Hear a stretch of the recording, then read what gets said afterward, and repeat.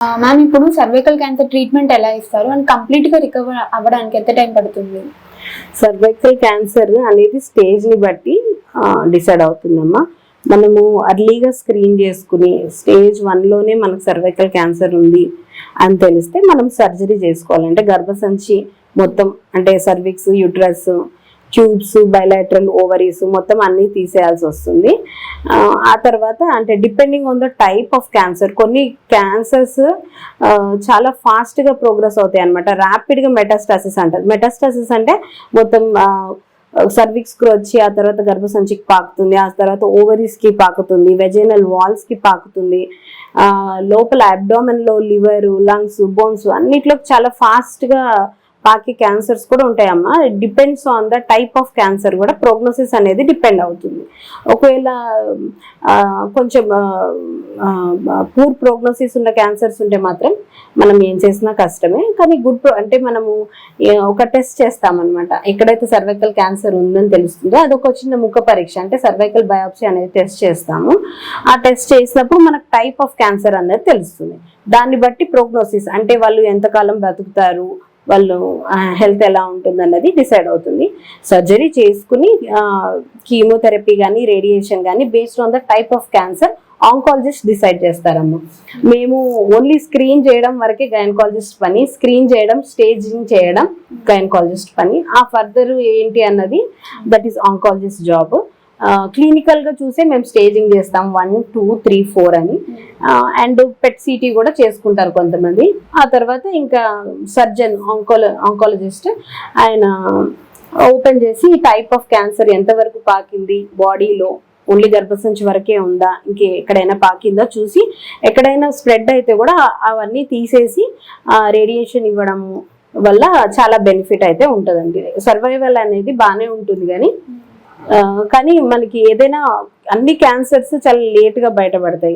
Only ఈ గర్భసంచికి సంబంధించిన cancer కొంచెం మనకి ఒక టెస్ట్ ద్వారా తెలుస్తుంది. సో మనము టెస్టింగ్ చేసుకుంటే ఇంత ప్రాబ్లమ్స్ రాకుండా ఉంటాయి. చాలా మంది నేను చూసాను, పేషెంట్ వెయిట్ లాస్ అవ్వరు, స్పాటింగ్, బ్లీడింగ్ ఉండదు, ఏదో మామూలుగా వైట్ డిశ్చార్జ్ అవుతుంది అనుకుంటారు. వైఫ్ అండ్ హస్బెండ్ కలిసినప్పుడు కూడా వాళ్ళకి బ్లీడింగ్ అవ్వదు. ఈ సిమ్టమ్స్ అన్ని కూడా వాళ్ళకు ఉండవు. స్టిల్ వాళ్ళు సర్వైకల్ క్యాన్సర్తో ప్రెజెంట్ అవుతారు. సో యంగ్ లేడీస్, 2 పిల్లలు ఉంటారు, ఇప్పుడు వాళ్ళ పరిస్థితి ఏంటి అని వాళ్ళు టెన్షన్ పడతారు. బయాప్సీ చేస్తే చాలా పూర్ ప్రోగ్నోసిస్ అంటే చాలా కష్టం, సర్వైవల్ ఒక 1 year or 2 years అని వస్తే మాకు బాధ అనిపిస్తుంది. ఒక పాప్స్మియర్ చేయించుకుని ఉంటే అయిపోయేది కదా అని. So I request all women to screen themselves for cervical cancer. ఒక చిన్న పాప్స్మియర్ చేయించుకోండి. ఒకవేళ మీ చిన్న పిల్లలు ఉంటే వాళ్ళకి వ్యాక్సిన్ వేయించండి. 9 to 15 yearsకి వ్యాక్సిన్ వేస్తే మన అసలు కంప్లీట్గా 99% వైరస్ బాడీలోకి ఎంటర్ కూడా అవ్వదు.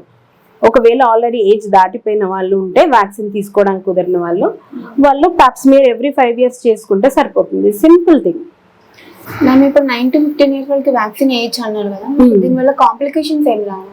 వ్యాక్సిన్ వల్ల ఏముంటాయమ్మా, ఏం కాంప్లికేషన్స్ ఉండవు. మన ఇండియాలోనే వ్యాక్సిన్ తీసుకోవట్లేదు. వేరే కంట్రీస్లో అయితే ఎప్పటి నుంచో వేస్తున్నారు. స్కూల్లోనే స్టార్ట్ చేస్తారు వాళ్ళు 9 to 15. బాయ్స్కి కూడా వేసేస్తారు యూకేలో కానీ అదర్ కంట్రీస్లో కానీ.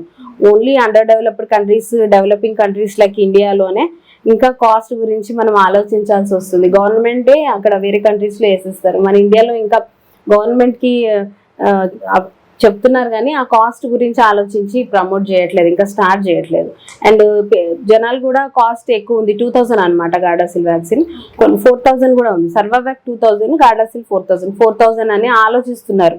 అంటే ఎడ్యుకేటెడ్ వెల్ ఆఫ్ పీపులే ఆలోచిస్తున్నారు. ఇంకా విలేజెస్లో ఉన్న వాళ్ళు అండర్ ప్రివిలేజ్డ్ ఎలా వేయించుకోవాలి. సో గవర్నమెంట్ నుంచే కొంచెం సపోర్ట్ ఉండి కొద్దిగా ఉమెన్ హెల్త్కి ఇంపార్టెన్స్ ఇచ్చి వాళ్ళే ఈ ఇనిషియేషన్ తీసుకుంటే బాగుంటుంది.